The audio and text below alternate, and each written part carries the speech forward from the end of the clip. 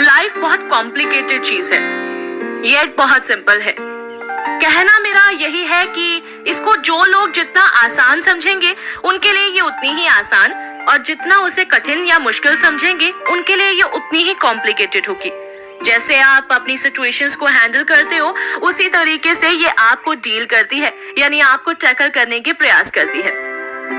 कभी कभी क्या होता है, हम कुछ आदतों को अपना लेते हैं। वो आदतें अच्छी होती हैं या बुरी होती हैं, ये सिर्फ और सिर्फ सर्कमस्टांसेस पे ही नहीं बल्कि आपको वो किस एनवायरनमेंट में घेर रही है इस पे भी डिपेंड करता है। तो आज का हमारा एपिसोड है आदतों की गुलामी को कैसे छोड़ें, या आदतों की गुलामी को छोड़ना होगा।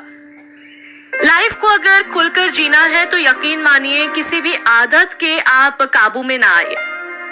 अगर आपको ऐसा लग रहा है कि आप कोई अच्छी आदत अपना लेते हैं तो वो आपकी ना कह सकते हैं एडिक्शन इस कदर बन जाती है कि आप उससे पीछा आसानी से नहीं छुड़ा पाओगे। जैसे कि कुछ लोगों को ना कंफर्ट की बहुत आदत होती है, जहां तहां उन्हें अपने हिसाब से चीजें चाहिए होती हैं। फॉर एग्जाम्पल, अगर किसी के घर परिवार में शादी है तो उन्हें अपने तरीके का बेड चाहिए, अपने तरीके का रूम इंटीरियर चाहिए, लेकिन आप हर जगह तो जाकर डिमांड नहीं कर सकते हो ना। और इसी तरीके से कुछ लोगों को बुरी आदतें लग जाती है, जैसे drugs, alcohol, smoking etcetera etcetera. कुछ लोग जिनमें पॉसिबिलिटीज हैं अपनी बात कहने की, वो क्या कहते हैं? क्या वह कोई नई बात कहते हैं या आपको कोई नई बात कहते समझाते दिखते हैं? कुछ ऐसा जो हमारी सड़ी गली सोच विचार की पूरी शैली को बदलने में हेल्प कर सके।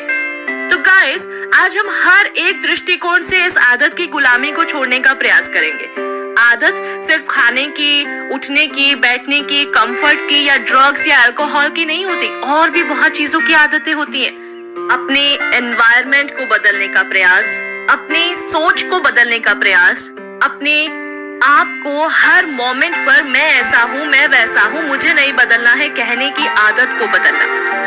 नए सवाल, सोच की बात करना हमारे अंतरिक्ष में जाने जैसी सोच नहीं है, लेकिन इसे ऐसा ही बना दिया गया है। आखिर ऐसा क्यों है? चलो आज इसी सफर में इसी सीक्रेट को रिवील करने की कोशिश करते हैं। कहीं कोई नया विचार आजकल नजर नहीं आ रहा है, वो इसीलिए क्योंकि सब एक जैसा ही सोच रहे हैं। सब पैनिक, सब स्ट्रेस, एंजाइटी, रिस्पॉन्सिबिलिटीज, इन सब मुद्दों की बात कर रहे हैं। जो चला आ रहा है बस उस पर वैसे ही चलते जा रहे हैं। देखिए दोस्त, यहाँ पर मैं सिर्फ किसी एक कंसेप्ट की बात नहीं कर रही हूँ। यकीन मानिए ये रूढ़िवादी सोच, ट्रेडिशनल प्लेटफॉर्म्स, कल्चर्स, रीजन्स, इन सब की बात है जिन्हें हम ना जानते हुए भी, ना चाहते हुए भी फॉलो कर रहे हैं। बस हमें ऐसा लगता है कि हमारे बड़े बुजुर्ग ने कह दिया तो हम उन्हें मान लेते हैं, लेकिन उसके पीछे का तर्क क्या है, कारण क्या है, ये भी तो जानना जरूरी है ना। ये एक अच्छी आदत बन सकती है आपके लिए जब आप क्वेश्चन करना शुरू कर देंगे। दोस्तों, जरा सोच के देखिए कि गनीमत हुई हम लोगों के साथ कि सांस लेने के लिए कोई नियमित तौर पे या सार्वजनिक रूप से आपको तरीका नहीं बताया गया। वरना अगर कोई थोड़ा सा मुंह ज्यादा उठाकर या ज्यादा मुंह खोलकर सांस ले लेता, हम उसे फिर नास्तिक या फिर परंपरा का विरोध करने वाले ना जाने क्या क्या कहने लगते। बनाए हुए रास्तों के प्रति हमारे मन में इतना दुर्ग्रह भरा हुआ है कि नए के विचार को हमने अपराध बना दिया है। अब बात संभवतः वहीं पर आकर शुरू और वहीं पर आकर खत्म हो जाती है कि रिद्धि, तुमने कोई एग्जाम्पल तो दिया ही नहीं, तो आखिर हमें बात समझ में कैसे आएगी? और ये बात तो मैं भी भली भांति जानती हूँ कि बिना किसी सेटेड एग्जाम्पल के हम भी अपने विचारों को बदलने के लिए तैयार नहीं होते। तो चलिए आपको एक छोटा सा किस्सा सुनाती हूँ। ये किस्सा ऐसा किस्सा है जहाँ पर मुझे प्रेरणा मिली कि किस तरीके से बदलाव को अपनाया जाना चाहिए। अगर आपको कोई बात समझ में नहीं आती है तो उस पर सवाल उठाने चाहिए। लोगों के विचार व्यक्त करने के लिए आपको कभी कभी उन्हें मजबूर भी कर देना चाहिए। मैं कुछ एक सीरीज देख रही थी तो उसके दौरान कोई एक व्यक्ति है जो अपने सोच को प्रकट करना, छोटी छोटी बातों पर एक बच्चे की तरह सवाल करना शुरू कर देता है, और उसके बड़े बुजुर्ग उसकी इस आदत से चिढ़ जाते हैं। उन्हें ऐसा लगता है कि वो ऐसा कर कर समाज की परंपरा को बदल देगा। अगर किसी एक को मौका दे दिया गया प्रेम विवाह करने का तो सारा समाज कल को आके यही कहेगा कि हमें भी इसी तरीके से विवाह करना है। अगर किसी एक रीति रिवाज को तोड़ दिया गया या बदल दिया गया तो हर कोई आके यही यही कहेगा, अरे फलाना के विवाह में तो ऐसा हुआ था, फलाने के घर में तो ऐसी तरीके से चीजें हो रही हैं, तो हम क्यों नहीं कर सकते। तो यहाँ पर लोग डरने लगे हैं नया सोचते हुए, नया कहते हुए।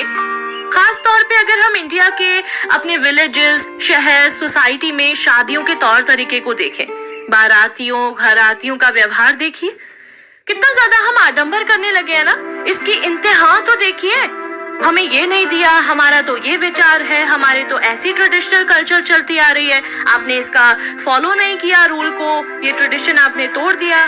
कहते नहीं थकते कि जहाँ नारियों की पूजा होती है वहाँ देवता बसते हैं, लेकिन नारियों की पूजा कहाँ होती है, उन्हें तो पुरुषों की आज्ञा मानने, खुद पूजा करने में लगा दिया गया है।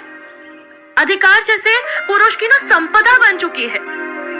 और यही विचार कुछ जब मेरे तक व्यक्त किए गए या मैंने कुछ सीरीज देखी तो मुझे देखकर बड़ा अचंभा हुआ, और इस बारे में मैंने सोचा कि क्यों ना आप लोगों से भी राय ली जाए। तो अगर आपको ऐसा कुछ लग रहा है कि आप भी कोई कस्टम या फिर ट्रेडिशन ऐसे ही फॉलो करते आ रहे हैं जस्ट बिकॉज आपके बड़े बुजुर्गों ने कहा है, लेकिन आप दिली इच्छा से उसे एक्सेप्ट आज तक नहीं कर पाए हैं, तो आप नीचे कमेंट सेक्शन में मुझे बता सकते हैं। मोटे तौर पर अगर रिद्धि यहाँ पर आपसे जिंदगी जीने का एक सीक्रेट रिवील कर रही है, तो कहना मैं यही चाहती हूँ कि इन आदतों को छोड़ना होगा।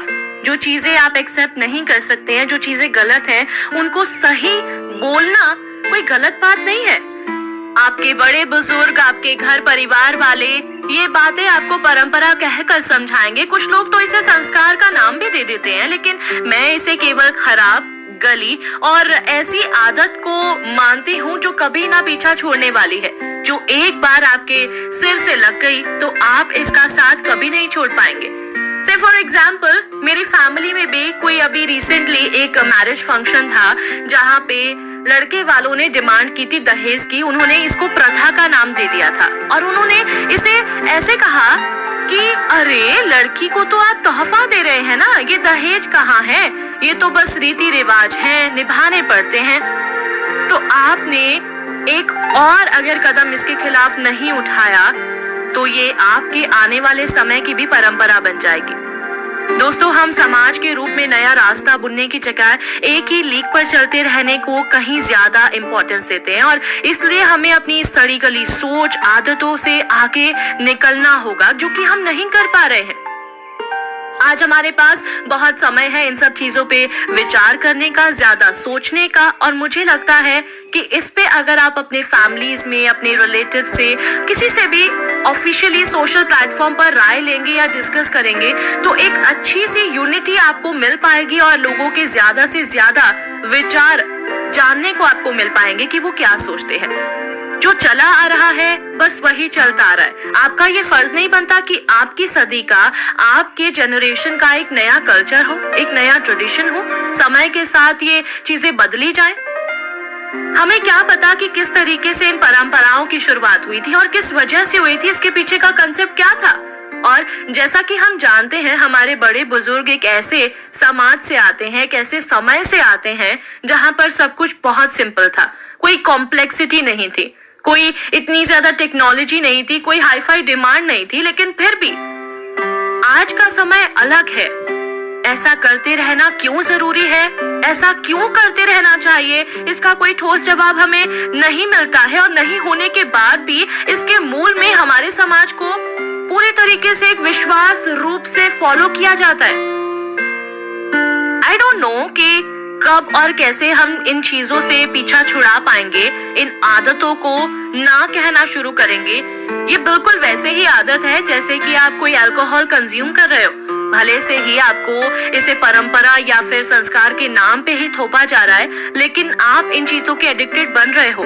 जब आप इन चीजों को फॉलो करोगे तो आप इन आने वाली जनरेशंस को भी जबरदस्ती इन चीजों को करने के लिए, इन रूल्स को, इन ट्रेडिशंस को, इन कस्टम्स को, जो आपको पता भी नहीं है कि किन रीजन से शुरू हुए थे, इनको फॉलो करने के लिए आपको उन्हें कहना पड़ेगा, ताकि कल को कोई आपके परिवार वाले या समाज वाले ये उठ के ना कह दे कि अरे इसको तो कुछ पता ही नहीं है। एक्चुअली पता है क्या है, हम लोग सोसाइटी के लिए ज्यादा जीते हैं, मुझे लगता है हमें अपने लिए ज्यादा जीने पे फोकस करना चाहिए, जिस पर मैं पहले भी एक एपिसोड क्रिएट कर चुकी हूँ। अगर आप भूल गए हो तो डेफिनेटली जिंदगी जीने के सीक्रेट्स के हर एक एपिसोड को आप सुन सकते हैं मेरी प्रोफाइल को फॉलो करके, आरजे रिति के नाम से। उसे आप सब्सक्राइब कीजिए, फॉलो कीजिए, नोटिफिकेशन को ऑन कीजिए, ताकि हर एक एपिसोड को आप सुन पाएं, अपने कमेंट्स पर विचार शेयर कर पाएं। लेकिन अगर आप अब ये सवाल पूछना चाहते हैं कि आखिरकार इस आदत को बदला कैसे जाए, तो दोस्तों एक बहुत ही आसान तरीका है। चीजें जो नहीं समझ में आती उस पर सवाल कीजिए, उस पर आप विवश होकर लोगों से राय मांगिए, और साथ ही साथ इसके पीछे का क्या तर्क या कारण निकलकर सामने आता है कि हमें इसे फॉलो करना चाहिए या फिर बदल देना चाहिए। अगर आपके पास कोई नया ऑप्शन है या नई सोच है, उसको आप तर्क के तौर पर सामने रखिए और पूछिए क्या ये बेहतर आइडिया नहीं हो सकता। क्योंकि जब तक आदत नहीं बदलेगी, सोच नहीं बदलेगी। और हम भला कैसे बदलेंगे अगर हमारी सोच और आदत दोनों ही नहीं बदले? हम लाइफ को कैसे समझेंगे, कैसे उसे जिएंगे? और जरा सोचिए ना कि जब हम लाइफ को समझेंगे ही नहीं तो उसे जिएंगे कैसे, उसे बदलेंगे कैसे? हम बासी, गल चुकी, सड़ी गली आदतों के गुलाम बने रहेंगे और इससे कभी हम पीछा नहीं छुड़ा पाएंगे, और फिर हम समाज की बेड़ियों में बंध जाएंगे। बहुत समय पहले ना मेरे पास एक ऐसा ही वाक्य शेयर किया गया था मेरे ऑफिशियल फेसबुक पेज पर, जहां पर एक विलेज के छोटे से एग्जाम्पल को, एक कहानी को, एक स्टोरी को शेयर किया गया था, जिससे मुझे लगा कि इस आदतों की गुलामी को छोड़ने के ऊपर कुछ बात की जानी चाहिए। उस व्यक्ति ने कहा कि उसके विलेज में बड़े घर में कमरा बरसों से बंद था, उसका कोई यूज नहीं था, कमरे में कोई रोशनी नहीं थी बरसों से। एक दिन किसी ने वहां एक छोटा सा दिया जला दिया, कई बरस का अंधेरा कुछ ही देर में मिट गया। दोस्तों इस बात के पीछे एक बहुत ही गहरी सोच छिपी हुई है, एक बहुत ही गहरा एग्जाम्पल है। अगर आप इसे समझने का प्रयास करेंगे तो आपको डेफिनेटली ये बहुत इंस्पायरिंग लगेगा। जब बरसों के अंधेरे को एक छोटे से दिए से एक ही दिन में मिटाया जा सकता है, तो सोच को क्यों नहीं मिटाया जा सकता? इट्स जस्ट दैट कि हमें ये आदत, बासी सोच का हटना, मिटना इम्पॉसिबल लगता है। लेकिन आप इस बात को मत भूलिए, impossible says I am possible. ये मुश्किल काम है क्योंकि ये हजारों साल की गुलामी है, लेकिन ये बिल्कुल भी असंभव नहीं है। हमें नई सोच से एलर्जी हो गई है। हाँ, हम हर बात मान लेते हैं क्योंकि हमें इस बात का भरोसा दिलाया जाता है, अरे बेटा तुम ऐसा कर लोगे ना तो वैसा होगा। रिमेम्बर जब आप 12वीं कक्षा में थे तो आपके पेरेंट्स आपको कहा करते थे बस इतना ही और पढ़ लो, उसके बाद खुशियां ही खुशियां, बस कॉलेज की पढ़ाई खत्म कर लो, फिर आराम ही आराम।